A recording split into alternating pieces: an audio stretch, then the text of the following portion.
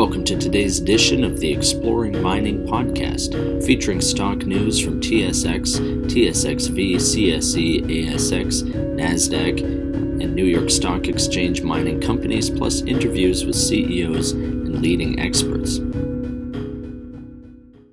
Peter, it's great to have you back on the show. Last time we talked, it was in March, so a lot has happened. And especially in the last couple weeks, we just saw Bank of Canada lower rates. So can we just maybe start off with what's happened in the last few months, and then obviously the impact of rates being cut and what people are talking about? Well, the last few months, if we want to sort of do a quick recap, especially on silver, which is my focus. Silver has had a tremendous run from end February until a couple of weeks ago, went from somewhere around maybe bottoming $22 to $32 at its recent peak. So that's about a 45% gain in 3 months, which is kind of typical for what silver does. It just is quiet and moves sideways for long periods and then explodes higher. And it was true to its history. So we saw that. I think a few things were going on. It's been following gold, which has stayed very, very strong. It has also, I think, reacted to the market really realizing that silver supplies are quite low. And I think one of the things that we probably talked about the last time was how the silver price seemed like it was partly capped because the big consumers of silver, I'm going to say, mostly industrial consumers rather than investors, had been able to buy silver on what I call above ground inventories or secondary supplies, tapping into futures markets and ETFs that have hundreds of millions of ounces. If you add them up, probably a couple billion ounces, which is not that far off from a year's supply. So 1 year's supply is a billion ounces for context. In any case, they were able to tap into that. And I think the market's realizing that we're seeing these supplies really, really get drawn down very quickly. And we could have maybe 12, at most, I think 24 months of that left. So there's a reckoning, and silver prices have really started to move up, reflecting that. Silver Institute said we would have another deficit again this year. So that'd be 4 years straight of deficit. If you add them up, we're about 750 million ounces in the last 4 years, including this year. So really things are kind of coming into a perfect storm. And I think that the market's really starting to realize that. So that's what's been going on with silver. And I think that if we look on the economic side, despite employment, for example, remaining relatively strong, you've got the banks starting to cut, the central banks. We've seen that in Europe, we've seen it in Canada, and there are a few other major banks that are starting to do that. I think the US, I'm not sure if the next meeting they will actually cut, but I think it's coming soon. If not the next one, perhaps the one after. I think they're realizing they're stuck between a rock and a hard place. And despite relatively high employment, despite ongoing high inflation numbers, relatively high inflation, there are consequences of these high rates, and that runs into things like mortgages, for example, that are causing the average homeowner to struggle, for example. And then you've got businesses, small businesses that have to pay high rates on business loans. So sorry for that long-winded answer, but I think that that kind of, recaps and covers, these two main points. Can we also just talk about China and the 3-year high of importing silver and that impact? Absolutely. I look very closely at sort of the industrial demand side of silver. China is a big, big player in there. And one of the main reasons comes down to the solar industry. So solar panels require a lot of silver. We're looking at north of 200 million ounces this year. It grew from 2022 to 2023 by 64%, the amount of silver that went to solar alone. So solar now represents more than 20% of the entire supply annually, just that one application. And it's continuing to grow. All the projections are for continued growth in solar manufacturing capacity. China dominates that, so it makes sense that a lot of the silver is flowing to China to produce these solar panels. And so there's been some recent news with China that they are paying a lot more for silver than we are in the West. Their premiums over spot are from the Shanghai Futures Exchange, for example, or Shanghai Gold Exchange, is up to $4.50, $5 per ounce above what we pay for spot here. So they absolutely need the silver. They're willing to pay it. And I may have mentioned this the last time, but I've been told by at least one silver producer, a large producer, that sells half of their production to China, the other half to the West. And he said that their Chinese clients are willing to pay $3 to $4 per ounce above spot. They're willing to pay 2 weeks in advance of delivery. They're telling them they need the stuff. The market's really, really tight. And it's quite impressive, really, when you think how this has changed so dramatically just in the last few months. Wow. I just saw on your Twitter today that you were posting about the SLV shares dropping off. Can you talk about that as well? Absolutely. Yeah, for sure. So it's interesting that this is something that I kind of suspected for a while and had to go back and do the research. And so I dug up a chart of the SLV, which is the world's largest silver ETF. It has about an $11 billion market cap. It was started in 2006. And here's what I tweeted, that the number of outstanding shares, which is a reflection of investor interest in silver and of course in that ETF. Outstanding shares have been falling for the last 3 years. Yet, if you look at what has happened to the silver price and therefore by extension the SLV price, it's been going up on balance. So it ran up in 2020 when we had the pandemic panic, went sideways for about 3 years, and then in the last few months has run up again. So if you look at when it bottomed in 2020, it would have bottomed when silver went down to $12 and then ran up recently when silver has been up to $32. We're currently close to about 30. So that's more than a double since then. Shares peaked in sort of early to mid 2021 at about 700 million or so shares outstanding. And now we're down to just north of 400 million shares outstanding. So really what it tells us is that sentiment towards silver is quite low.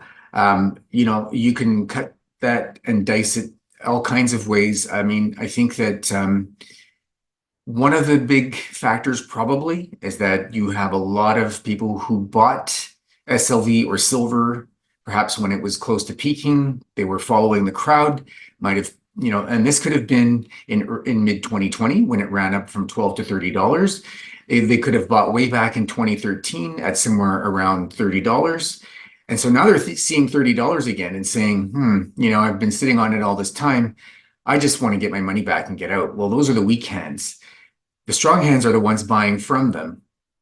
And so I think that is probably contributing to shares outstanding, which tells you that, as I say, sentiment is really lousy in silver, which from a contrarian's perspective means that silver has a tremendous potential going forward. If sentiment is really high, that means everybody's in, everyone's bought. So how much higher can it go?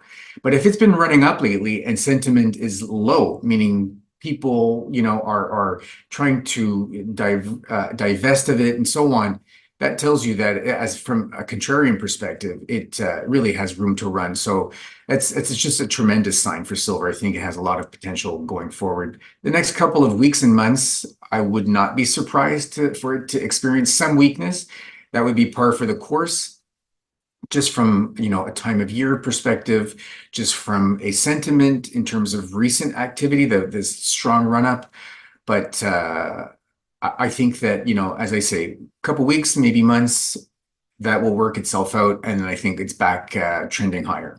Maybe this is an impossible question, but do you think there's one specific driver that's going to get us to that $30 price, like for a floor for silver, whether that's the US or China or solar? I mean, there's so many things. Right. Yeah, I mean, that is a tough question. It's so hard to know really what is pushing and maintaining. More than likely a combination of those. I think that um, I think a lot of things are priced in. So, with this recent run up, I think that what has been priced in is the market's coming to terms with the fact that these secondary supplies have been drawn down dramatically. There are some left, but the impact has been there. I think you've got this move towards a safe haven. I think what may not be so priced in, because there's a lot of uncertainty about it, is central bank rate cuts. We're really, I think, it's kind of on the fence at this point. I think once the Fed joins that, then and the market, whether the market prices it in prior or after is one thing, but I think I'm not quite convinced that has been priced in yet, especially from the US. Once that starts to be priced in, I think that's when you will see silver move. And that could be, as I say, before the cut, which often it is. It could be after the cut if there's just too much uncertainty. But I think that will be the bigger driver. I know history doesn't repeat, but it rhymes. And we're kind of seeing a lot of the same, trends and even how retail is playing silver and gold again. Do you think that there's the possibility that we're going to see that big silver squeeze again, like we saw a while back? Like it looks kind of, I don't want to jinx myself, but. I mean, that was a very particular thing. It was an offshoot a little bit of the whole meme stock, GameStop, AMC kind of thing. And it was a call to action for people to buy the SLV ETF, which would force them to buy physical silver. And it worked, but it worked temporarily. And it's funny because I remember it really, really well. This would have been right at the end of January, around, I think, January 27th or so, 2021. I had just launched my newsletter that month, January 1st. And so in my sort of third issue, I was telling subscribers, which would have been for the sort of the 1st of February, I was telling subscribers, this is exciting. This is fantastic. You've got silver stocks that are trading at triple normal volumes. Some of them are up a matter of 40, 50, 60% in a matter of days. Silver itself was up, I think, probably about $4 in a matter of days to around 29, I think, at that point, 29 and change. But I told subscribers that I said, if you have had some nice quick buck, that you've made some gains on some stocks, it wouldn't be unwise to take a little profit, because I don't think it's going to last. That was something that I felt was unsustainable.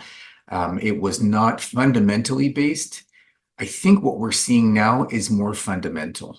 And so that's why I do think that once we're back above 30 and we've been there for an extended period, and by that I mean sort of weeks and maybe a month or a couple of months, that can start to be the new floor.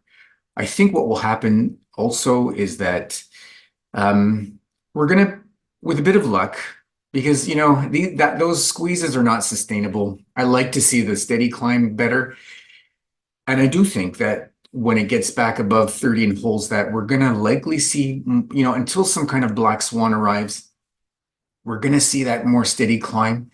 But it's not out of the question. I think what's happening is that because so much silver is really gradually becoming more industrial, an industrial metal on the demand side, so we're at close to 60% now in terms of supply going towards industrial demand. Whereas prior, if you include jewelry, silverware, and investment, purchasing of physical silver bars and coins, then you were at about 50%, 50-50 investment and industrial. So now industrial has become more like 60%.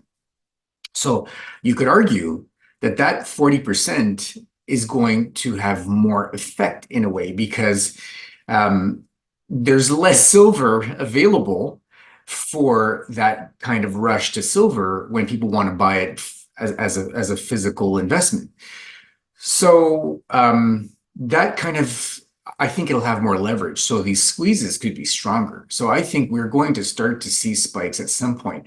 What could trigger it? Really, again, kind of impossible to say right now.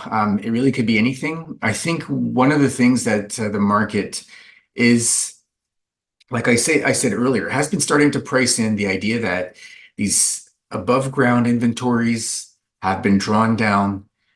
But if we were to get to a point where a large consumer of silver went to, the futures market where they're holding a long futures contract, or to an ETF where they hold, a few million shares of that ETF, and say, I'm turning in my units, or my contract has expired or is expiring, I'm standing for delivery.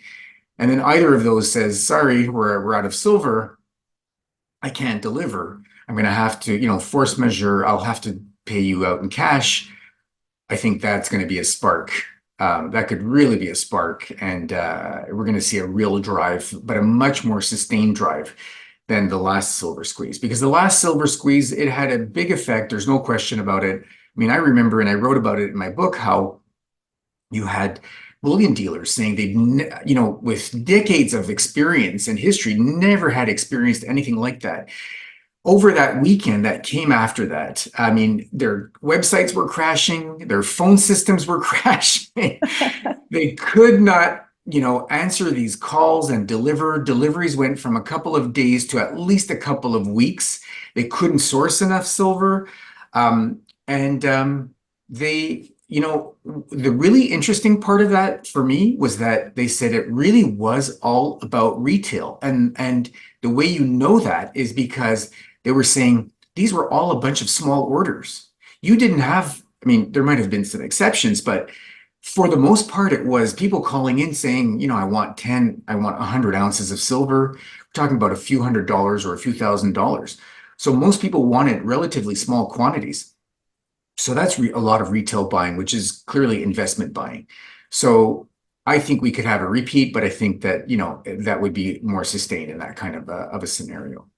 Well, I like that answer. Fundamentals are good to add on as well.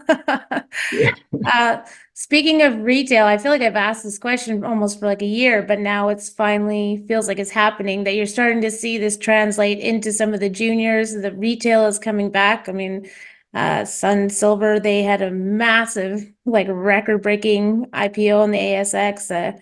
BlackRock, which I know you talk about, they had Eric Sprott, and they just raised 10 million, I think, again. So That's right. Yep. can you just talk to us a little bit about what you're seeing in the retail and junior space as well? Because it feels exciting finally. Absolutely. Yeah, no, I agree. And so it's interesting because the way I have my portfolio set up on where I track it is that I have the names not alphabetically, but I have them by category. So at the top, I have the large producers, then I have the mid tiers, the developers, and the juniors. And so that allows me, when there are, interesting or substantial moves in the silver price up or down, I can see who it's affecting more easily.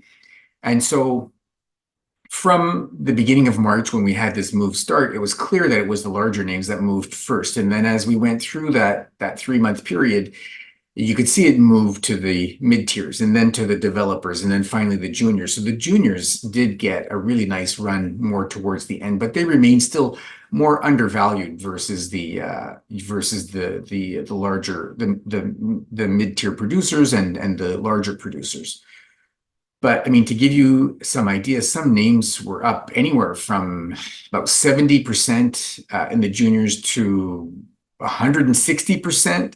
Some of the ones that really had been pushed down and sort of, thrown out to like the baby with the bathwater.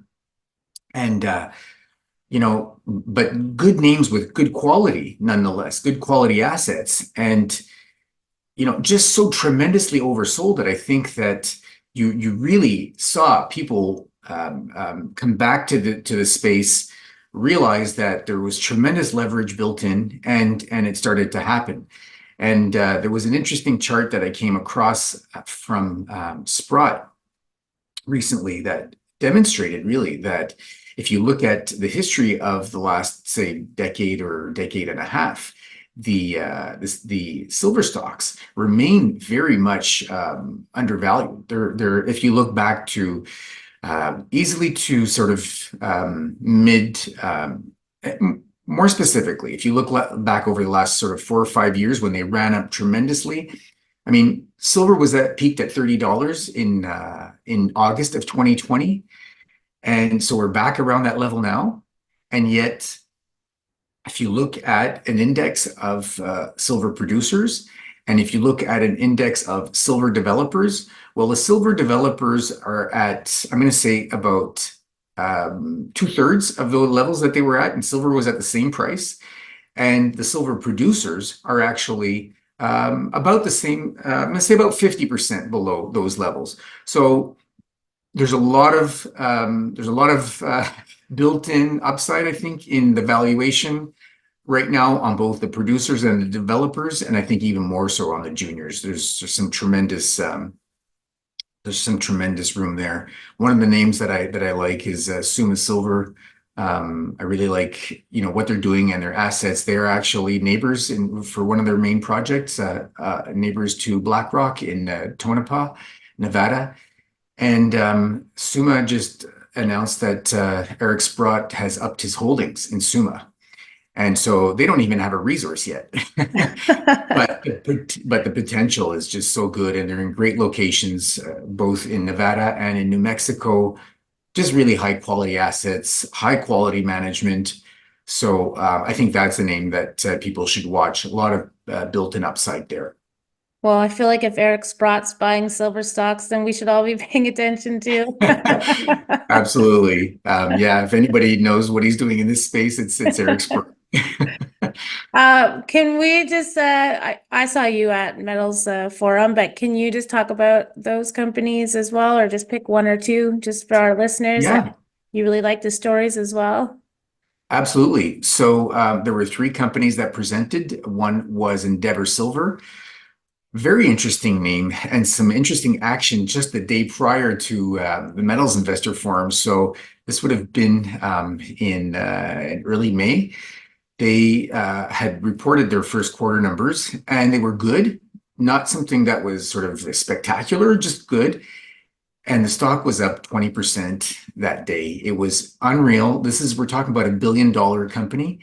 It had added over $200 million of market cap in a matter of a few hours. And I think what happened was you had a lot of large investors that had been following the company because it's quite liquid and it's in a few indices.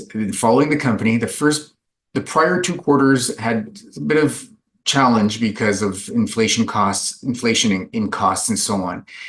And then when that last quarter, the first quarter of this year came out, and it was relatively positive. I think that those investors saw that flip, that switch from sort of a slightly negative bias to a positive bias, and then they were all in. And this is a company that, unlike a lot of the other producers, at least sort of mid to larger producers, is very leveraged to silver. We're talking over 2/3 of revenues come from silver. And they're actually on the verge of, by the end of this year, they're bringing a new mine into production, and that's going to close to double output. And we're talking about very, very good margins on this high-grade mine. So I think that the market is starting to realize that we're getting closer and closer to that, being realized, and that an ultimate first pour on that mine that's called Terronera. So that's a stock that I think is really attractive. One of the other companies there was Kootenay Silver, and they have a tremendous project in Mexico called Columba. Eric Sprott's invested in that as well, and that has been hitting some fantastic grades.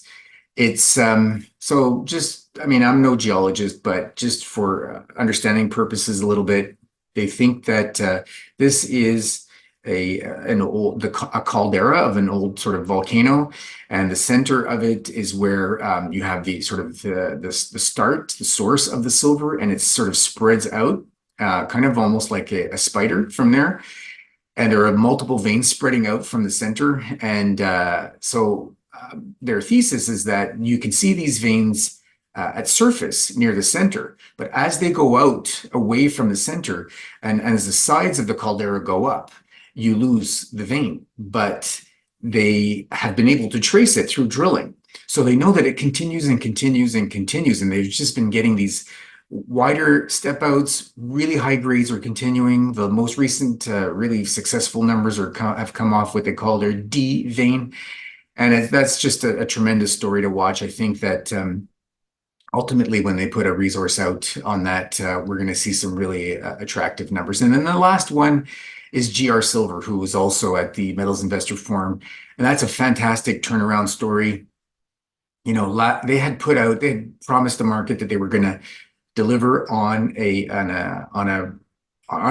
their resource, really, which is what they did. And I believe this was at the beginning of last year.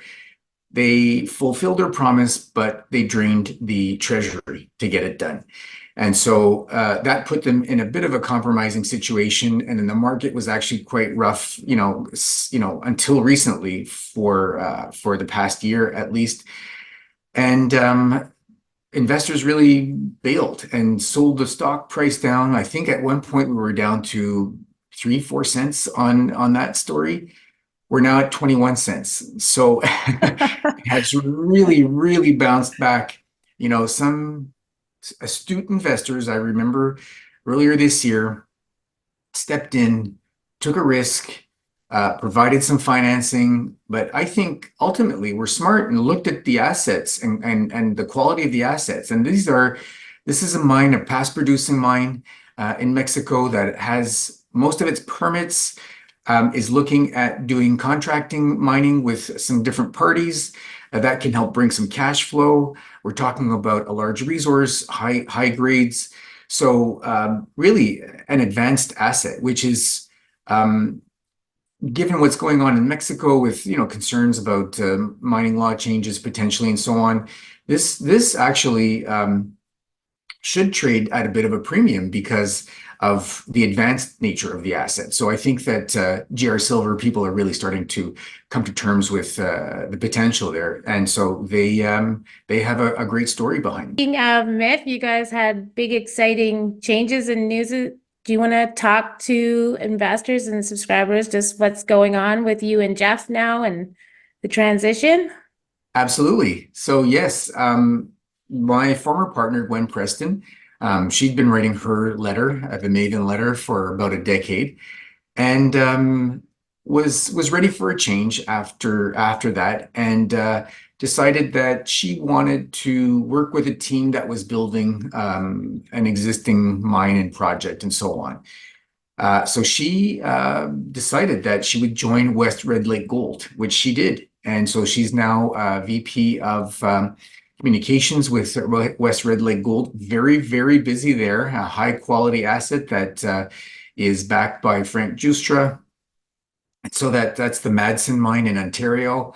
That is really an attractive, a very, very attractive, quickly progressing story that I would invite anyone to have a close look at. It's very attractive. But because of that move on her part, Jeff Clark, who does two things. He actually has a service that is sponsorship based, which is called the Gold Advisor, and follows several companies. That's a free service that people can subscribe to. So if they want to know more about that, they can go to thegoldadvisor.com. And then earlier this year, launched a paid newsletter called Pay Dirt Prospector. And so in Pay Dirt Prospector, Jeff essentially came to an agreement with Gwen and took over the following of the majority of the stocks that she had in her portfolio. And so he's providing a lot of continuity for her subscribers.